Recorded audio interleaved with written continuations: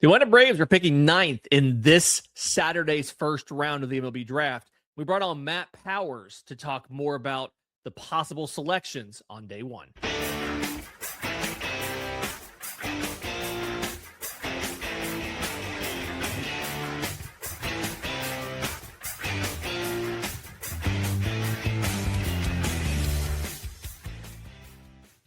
Yes, welcome on into Braves Today, production of the Belief Podcast Network and presented to you by FanDuel. I'm your host, Lindsay Crosby, author of the Braves Today newsletter over at bravestoday.com. Really excited to have Matt on the show. Matt Powers from Battery Power. He has his own Substack as well.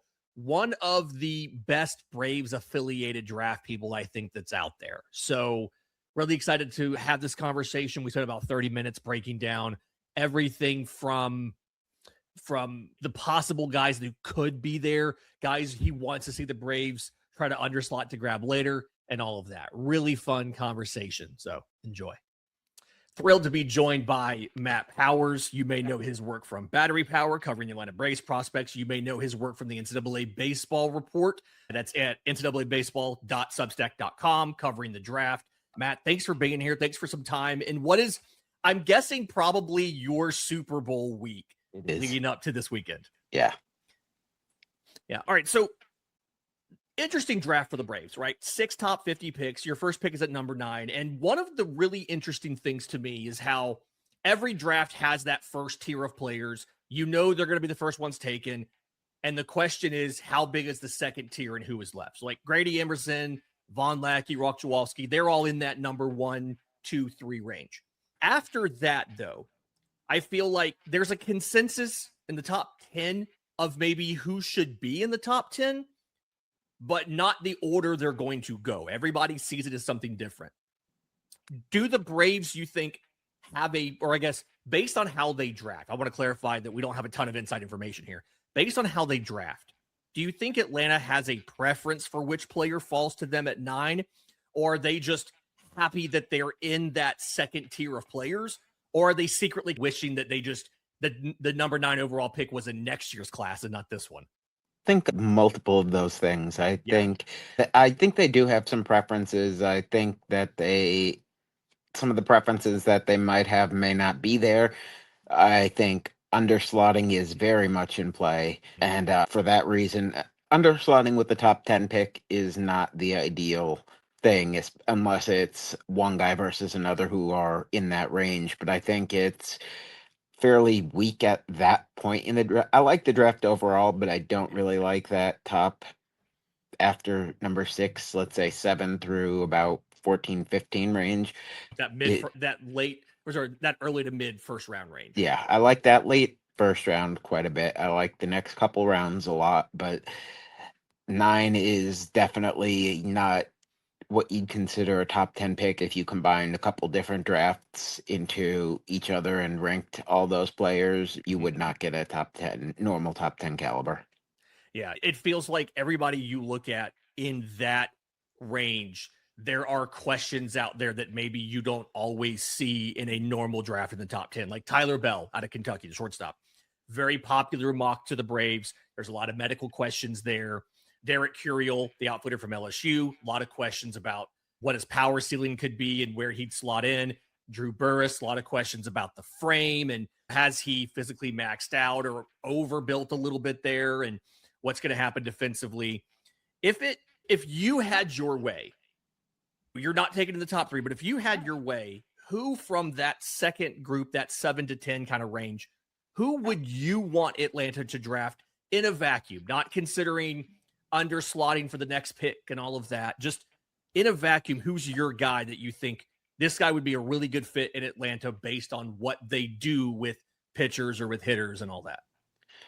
I think it would be Trent Grindlinger, the two-way player who reclassed into this year. He's barely 17 years old, so young guy, two-way guy, and I think he's got a chance to actually play both ways, but the upside as a pitcher is very strong. The upside as a hitter is going to take some of that projection to fill out to determine what his power is and how much athleticism he loses as he fills in what his defense might end up being. I think he's probably got the highest upside after you get rid of that top 6 guys who aren't going to be there. He would be my pick over Gio Rojas. I think the upside with those two is better than anyone outside of the top 6 other than Justin LeBron, who has more questions than anyone. So I really don't feel comfortable with him in the top 10. Yeah. And the way that the Braves do a lot of their kind of model informed drafting, Gridlinger being 17, I think he's 2 months old or 2.5 months old, 17.2 on draft day, and doing the reclassification thing like Cam Caminiti did. Do you think if you put those players side by side, being 17 is maybe the thing that would put him in front of a Gio Rojas, a popular Atlanta mock, because Rojas is already going to be 19 at draft day. And so it's a prep development timeline, but you're on the college Rule 5 timeline. Do you think all things being equal, that's a differentiator Atlanta would pay attention to? Or is it just more about the players and it doesn't necessarily matter how old they are at draft day? I think it's a little bit of both. I think the age is more of a tiebreaker. I think they definitely like to go with a player that's younger for the class, but they have shown they will take a player that's a bit older for the class too. So I don't think they're opposed to that. I think the player themselves and their value and potential and fit in the organization matter more than being young. But the being young and being old for the class will definitely have some kind of an effect on. Yeah. And when you look at Rojas, one of the things that I think about with him, because he's a very popular mock to the Braves, so just a reminder for everybody, committed to Miami. He's out of Stoneman Douglas High School in Parkland, Florida, lefty pitcher there. He's one of those guys, he's described as a tremendous athlete. And we've seen the Braves go after those really good high school athletes. AJ Smith-Shawver was a quarterback. Cam Caminiti was a two-way player who played center field as well. If Rojas is the pick, I know you're higher on Greenlander than Rojas. If Rojas is the pick, is this type of profile a guy who's already throwing 3-4 pitches? He's got the sweeping slider. He's got the fastball. He's got the changeup. Is this the right type of profile for the Braves as far as we think, given what he does, the velocity base he has, we can build him into a really promising major leaguer? Or are there some risks here with taking the prep kid other than the usual risk you have for any prep kid in the draft? And you said, and I am higher on Gridlinger than Rojas, but I actually, if you take the hitting away from it, I actually would have Rojas higher. As a pure pitcher. Better pitcher, Yeah. But overall, total value, including the hit, then Gridlinger is the higher guy. And I'm not 100% sure if the Braves were to take Gridlinger, if they would just force him to pitch or allow him to go both ways, at least for the start. So that would also play into that. Rojas has a great profile, former two-sport guy, not a Florida native, so that Miami commitment from a South Florida kid to Miami is not quite the same as some other kids. He's from Colorado, athletic, plays for one of the top high school programs in the country, constantly churning out draft picks, big leaguers. He works with Jesus Luzardo, same pitching coach and everything. This is a guy who already has that professional maturity, mindset, work ethic, and wants to be as good as he can possibly be. The stuff is excellent, smart kid. Everything there checks the boxes, other than he is older for the class, already 19. Yeah. But the Braves have shown they are willing to deal with that if the player is right or the situation is right. And I think him coming in underslot with the upside, the underslot to be able to attack those more early to middle rounds is definitely intriguing. Yeah. For everybody else on that as well, we've seen the Braves do that before, whether it was Tate Southesane last year. Getting Cam Caminiti where they did at slot was considered a coup there. Really interesting and promising on that. We briefly touched on it, but Drew Burress and Derek Curiel, there's been a lot of thoughts back and forth on these two, and it feels like a lot of people see Drew Burress as a ceiling type of pick because of the power that he has, and Curiel as a floor type of pick based on the great contact ability, but maybe a little bit of a poor below average power ceiling. Do you have them classified that way, or do you see this as Curiel has more room to grow as compared to Burress's risk of not panning out. I see that completely different. I Yeah. see Curiel as the upside guy, Burress as the floor guy. I'm probably lower than anyone on Burress. I think he's a physically maxed out player. I think he has not really shown offensive growth since his freshman year. He's just stagnated with some of those same issues, particularly breaking balls and off speed pitches low in the zone. I question just how much that hit tool is going to work. And there's power in there, but I'm not sure it's that elite top 10 raw power that you'd like. I think he's got a solidish hit tool that's probably going to play down a little bit because I think he's no longer facing college pitchers, no longer in an elite lineup with a ton of protection and runners on base for him, which obviously helps him out. And to still see his numbers decrease every year because pitchers have gotten more comfortable attacking that. What's going to happen when you start getting actual professional pitchers in there? They're going to do the exact same thing in a significantly better way than what he's faced in college. Curiel, on the other hand, only a sophomore, too. Great hit tool, athletic. There's some questions if he's going to stick in center. I think he's got a decent chance to do that. I think there's more power in him than what he's shown so far. I think it's going to take some changes to his swing and approach because I think he's just geared for the hit at this point. But if you're able to just make those couple tweaks and add a little bit more power, get him a little stronger, I think you could add more power. And I'm not going to compare him to Corbin Carroll, but I think it's one of those hit tools that will also, with some tweaks, will probably play above where the power, the true raw power actually is for him. Yeah, I've seen a lot of conversation with Curiel about the Red Sox. I've had a lot of success with bat speed training with their prospects, doing some stuff like that. And I saw him play some games the last 2 seasons when he was at LSU and they played Auburn and things like that. And it does feel like there's some launch angle questions about a swing path and things like that. To your point, you can tweak to try to get more natural loft in there and maybe do a little bit more. The thing with Burress, I just wanted to put a bow on that, is one of the things that stands out to me is you're accounting for better pitching when he gets to the pros. You're also accounting for the move to a wood bat. And he has very limited experience. He went to the Cape, had a little bit of experience with a wood bat at the Cape. It didn't go well. And so when you get pitchers who are better able to execute those breaking balls down and away, which we've seen even in college was an issue for him, when you get ballparks that are more of standard dimensions versus what Georgia Tech plays in Atlanta, and then when you add in that wood bat thing, I think there's enough reasons to kind of question how realistic is it he gets to his ceiling in pro ball. And so to your point,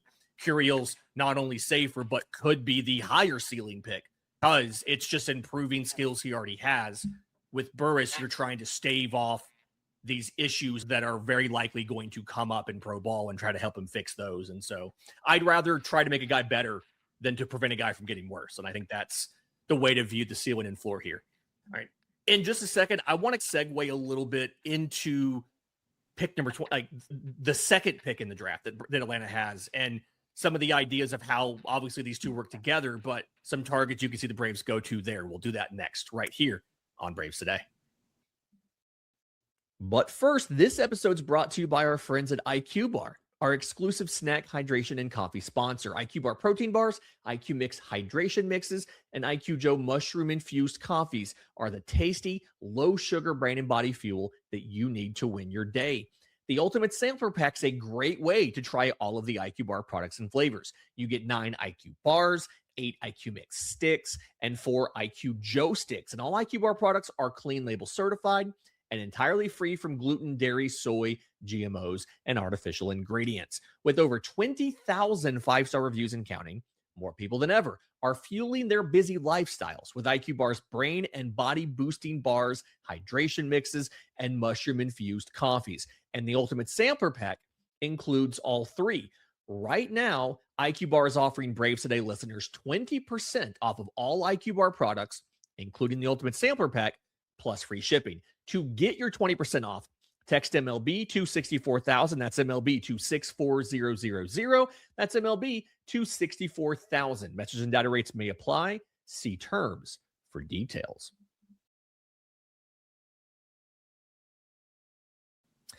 Lindsay Crosby, joined by Matt Powers of Battery Power and of the NCAA Baseball Report. That's ncaa-baseball.substack.com. Always love to shout out a fellow Substacker, so thank you for that.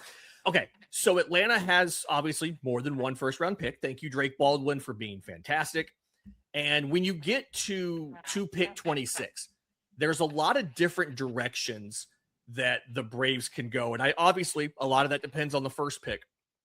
But just looking at the talent there in the back of the first round, it feels like there are players where you can get potentially very impactful guys depending on how the board shakes out. I've seen some mocks where Justin LeBron ends up making it down that far.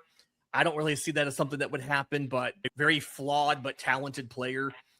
Who do you like as far as who is likely to be on the board in the late 20s? And if the Braves say they wanted to go with a college pitcher or a prep bat, what options might be there, and what's maybe that best path in a vacuum to think about at 26? I am thinking it's probably going to be a pitcher at that point as the best path. The way that the board is shaping up and some of the names that are looking very tied into some of those teams in that area, it really seems pitcher is going to be the best available. Whether that's pro college or prep, it's to be determined. But that's where you start to get into guys like both of the Mississippi guys in Townsend, Rabe. Then you start to look at the preps, and there's just a ton of prep arms in that range. Hirschkorn, Bowman, all those guys, Schmidt, any one of them could be an option there. And I think the hitters at that range are not as strong as the pitchers. So I think you're probably going to have to look at a pitcher there, even if they take a pitcher at 9. I don't really think that they should be overly concerned with we need a bat versus we need an arm here, especially in the first round. Maybe in the second round a little bit, but I think another name that would have been in that mix would have been the Massachusetts prep arm that just ended up getting injured. He had already been injured, but just came out that he did need the Tommy John surgery. Brody Bamia, hard to take him, especially since he did have some issues beyond the injury with his other pitches not quite measuring up. He's basically Jack Bauer from last year with better command at this point, but now he's got the injury, so he's off the board. He was at least for a period in play at number 9, as was Townsend from Mississippi. I don't think either of those guys is strongly in play, especially not Mia. But Townsend, I think, might have a tiny chance as a very underslot deal at 9. I don't expect that to happen, but I think that hasn't completely died out. I think those kinds of guys and maybe the Arkansas pitcher, Hunter Deitz, would possibly be in there as well, but I'm not sure he makes it down to 26. Yeah, and if Deitz does make it on the board, he strikes me. I think it's both him. I'm thinking of both him and, oh my gosh, who am I thinking of? The UCLA Logan Redemann. Redemann, yeah. Both of those guys as impressive stuff. There's some injury questions. Deitz obviously has more significant health concerns, but Redemann was one of the best pitchers in the country, it looked like. And then towards the end of the season, he got put on the shelf for a few weeks. But it really, part of me wonders, do the Braves, especially if you can't underslot that first pick, do they try to go with one of those guys like a Deitz, like a Redemann, who has some injury concerns, but you can trade that injury risk for maybe a little bit better stuff than you're getting from somebody like a Rabe or a Townsend or something like that? Do you think that that's a worthy trade-off to make? We do see some organizations prioritize injured guys with better stuff, like the Dodgers, but do you think that that's a trade-off to make? If he's there, you've got to take Deitz, or is the injury just too much and too risky? I think if Deitz is there, you have to take him. Yeah. He's just too promising to ignore. Redemann scares me a lot more than Deitz, even though the injury history is not as lengthy, because I was familiar with him a lot before this year, and his stuff was okay, but it was not quite this level. And he didn't really pitch that long after that spike in velocity, and then he suddenly goes down with that injury that kept him out for the rest of the year. Is that velocity spike even real? Is there something that hints at potential future further damage to the arm. And not that the combine showing where he threw his bullpen, it looked fairly mediocre for a top prospect, but I was kind of hoping for just a little bit more, even if he wasn't going to be going 100% there, just Mhm. some more movement on the pitches. And they just seemed okay, as opposed to this is a guy that I need to get in that first round. Yeah, I do think that there's a little bit of like, I feel like you kind of have to pick and choose pitchers. If Jackson Flora were to fall to 9, I think that's one thing. But Yeah. I think outside of that, there's just a lot of questions about some of these guys and the fit, and a lot of the options that are maybe there aren't necessarily guys that you're going to want to jump all over. Something that I've seen, and I'm kind of surprised that he's been mentioned this high. Jaron Advincula out of Georgia Tech, a guy that is a second baseman. And I feel like oftentimes first base, second base, those typically aren't guys you should take in the first round. I know he's considered one of the best hitters on the team. Part of me wonders is that, the protection you get from Lackey and Burress and everything. But is something like that, if the Braves do go and say, hey, we're going to take a guy like that at 26 versus with that third pick, is that a mistake to take a guy that you already have defensive limitations for when it comes to Advincula? I had the same thought early in the year about Chris Rembert of Auburn, and he's now probably going to be a third round guy instead of a first round guy. But same idea. Taking a second baseman that high, are you pigeonholing yourself into we have limited fallback options defensively for him? Or is his bat worth it? I have mixed feelings on him. He was a borderline potential first rounder coming into the year, Yeah. but before he came to Georgia Tech, when he was at Cal, very productive, Mhm. great hit tool, great contact rates. I've looked at all of those rates, and they're among the best in this class. The power is very mediocre. He's played second base. He's got he's not a bad second baseman. I don't think he's got enough to play shortstop, but I think he could probably play some shortstop in the minors at least, maybe fill in a game here or two there in a utility role. The Braves do love their hit tools in the draft, maybe not so much in the first round, but if you look at some of their mid to later round picks, they definitely target hit tool guys with speed. He fits that profile. I wouldn't really be on board with taking him in the first round, not because he's a second baseman, but because the bat just isn't quite enough for me. I just don't see enough power for him to be a standout. You're basically to take him in the first round, you're hoping he's a Luis Ariz with a little bit more power. Right. And that's a tough profile in the first round to me. Yeah, he doesn't quite rise to that level for me. Yeah. All right. In just a minute, I want to wrap this up. I've got a couple questions about sleepers. I want to get your thoughts on guys who impress at the combine and a question or two from the Discord. We'll do that next, right here on Braves Today. Final segment of the show, Lindsay Crosby, joined by Matt Powers of Battery Power and of the NCAA Baseball Report on Substack, ncaa-baseball.substack.com. Definitely go check that out. Okay. I have a Braves Today Discord. They have a couple questions for you. None of these are super difficult, but I kind of want to run some of this by you. I think the very first one, and I feel like I already know the answer here, but briefly, do you value a high floor or a high ceiling more? And does that change depending on where you're drafting? I definitely value the ceiling more. I Yeah. think if you go with floor, you're going to end up with basically the San Francisco Giants.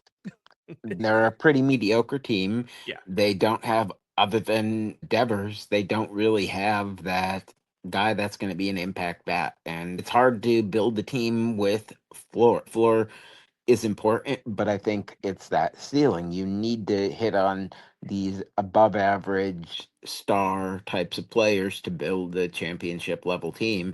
Sometimes you have to value the ceiling versus the floor versus the risk to determine sometimes the guy with the highest ceiling is not worth the pick. Like Justin LeBron is almost certain to be the highest ceiling player available at 9, but that doesn't mean I would pick him there. Right. So it's definitely a question that depends on the player a bit, even though I definitely prefer the ceiling.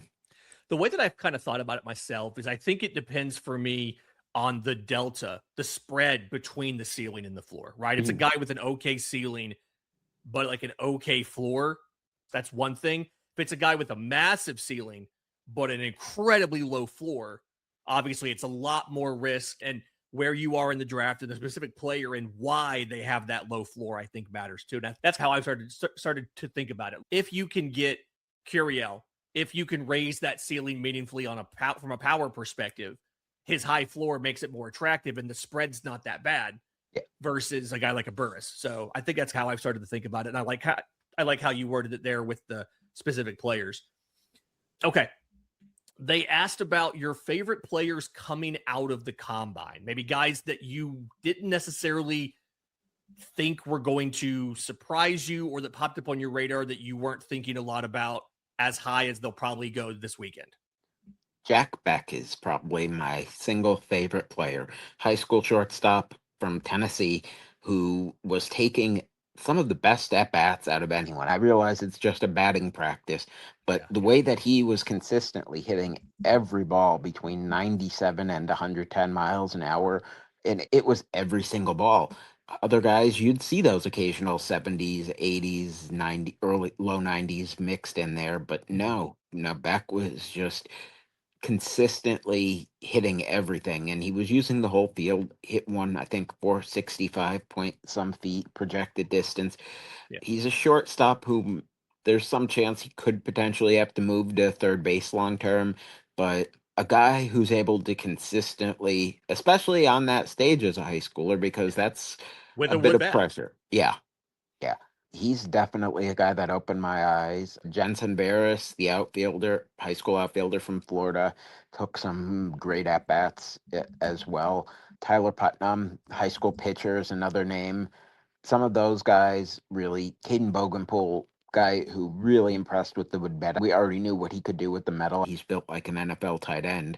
Could possibly even play center field, but just watching what that he's able to do with that power, and I'm less concerned with his numbers because he just hasn't been pitched to. And that's partly why his walks are so high, and that should also help offset any questions about his hit tool at least a little bit. Yeah, kind of love hearing some of those guys that put up the big numbers and impress there. There's been a trend in the last couple of drafts for the Braves, and it goes back. Everybody does this to an extent, but I think we see guys like AJ Smith-Shawver get a larger bonus in the 5th round. Last year, Briggs McKenzie in the 4th round gets the largest bonus of anybody in Atlanta's draft because they saved so much money with Tate Southasing. If you could save money to give a kid who's probably going to go in the 3rd or 4th round, give them a large bonus in this draft, who's the kid you're saving money for? Will Adams, the Alabama high school outfielder. I'm not 100% sure about his defense. I'm not sure he's going to be able to stick in the outfield, but honestly, I don't really care. That bat is special.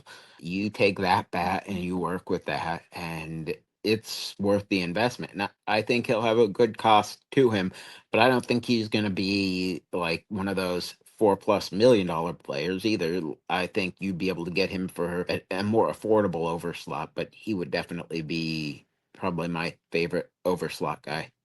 Yeah, I feel like those LSU commits are always a little bit tough maybe to get out because LSU has the money they can throw at a baseball player. Hey, we'll match the money for you to come to campus more so than anybody else. And LSU is the school that really does that.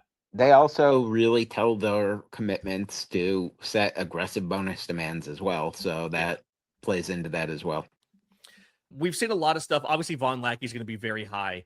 We've seen a lot of people asking, obviously, you don't draft for need in the draft, but do the Braves end up taking a catcher somewhere on day one? That I'm not sure of. I know they're going to take a catcher this year. Yeah. They pretty much do every year, and they didn't last year on top of that. So that kind of really signifies that they're going to take one. But I think taking one on day one depends on who's there, which is out of their control. So that could be Ryder Helfrick at 9, for example. But if Helfrick's gone and the rest of the board doesn't really play the way they'd like, they could end up having to wait until day 2 to get that catcher. So that's a hard question to answer correctly. I'm gonna say that they're going to look at catchers strongly on day 1, but really is going to depend on who's there. And I have a feeling Helfrick has a decent chance at being a Brave if he's obviously there, and that's the biggest question with him. Yeah, and for those who don't know, Helfrick's out of Arkansas. Just really big tools, I think. Decent power. The batting averages haven't necessarily been great, but like he's hit for power with wood bats. He did Team USA. He did Cape Cod. Seemed to do everything there. And I always have to remember that we have to grade catchers on a curve because so many catchers are just the offensive standards lower. And I think about like Daniel Jackson of Georgia probably has some hit tool questions. Carson Tenney of Texas has hit school questions.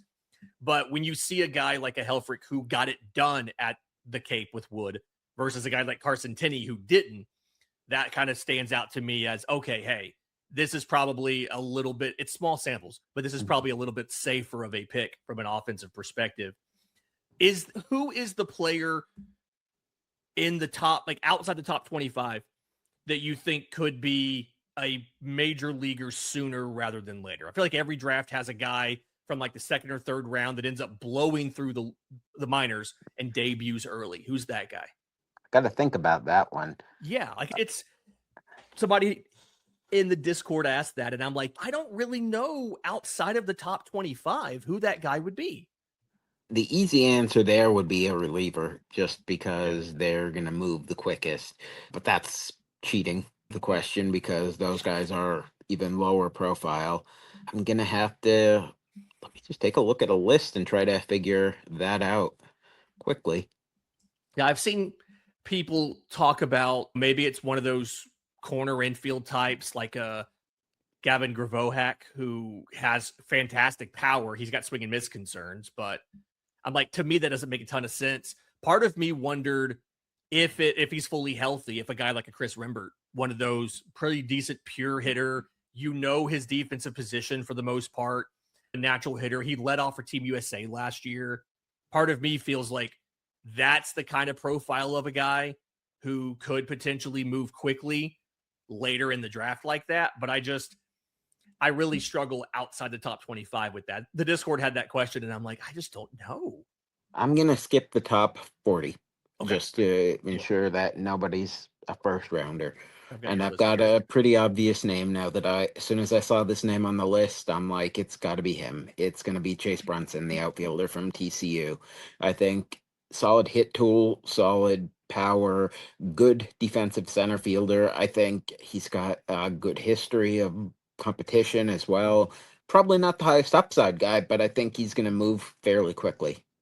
He feels like one of those sum of all parts guys. He can do everything well. Nothing is plus, but a lot of stuff is average to above average. The speed, the arm, all above average.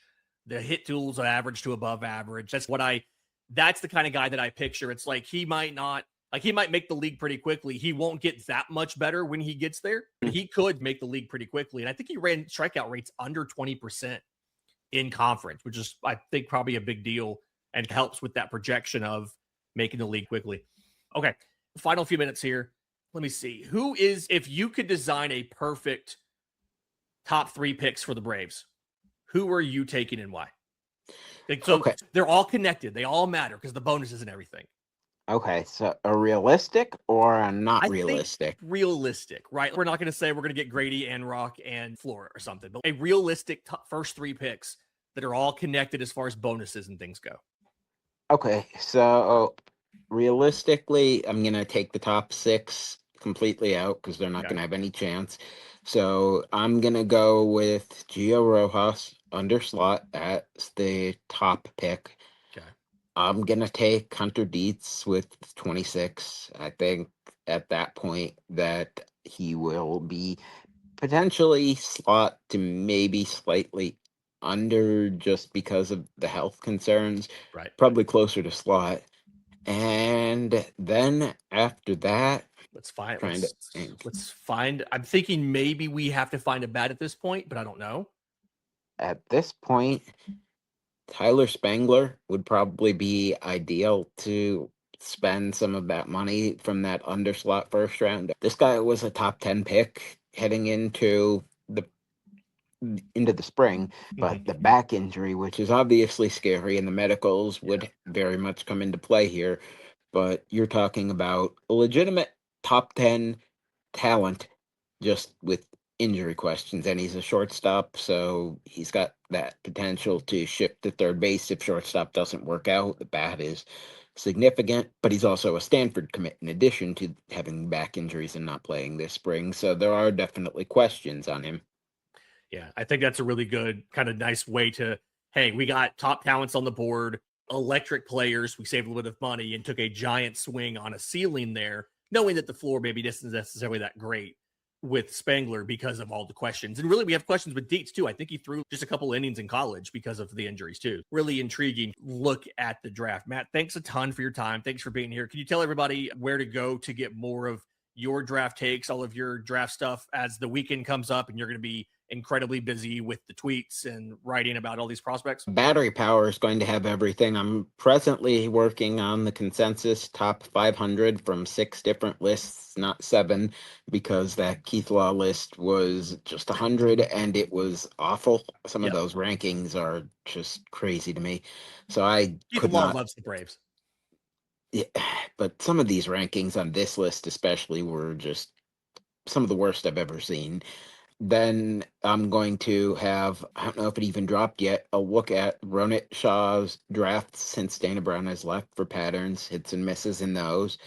Going to have a Braves 10-round mock draft, the final one. On Saturday, the full first round mock draft will be out. Then I'm going to write up every single one of the Braves picks that is a significant pick on Saturday and Sunday. I'm also going to be traveling this weekend, so that's going to they could end up coming maybe a little later than I'd like for some of them, but everything will get out there this weekend. I'm right there with you. I'll be in Lawrenceville at the Gwinnett Stripers all day Saturday during the draft. And so same thing. My updates will be a bit late, but we're going to get them out there. Matt, thanks for your time. Thanks for being here and best of luck this weekend. Thanks.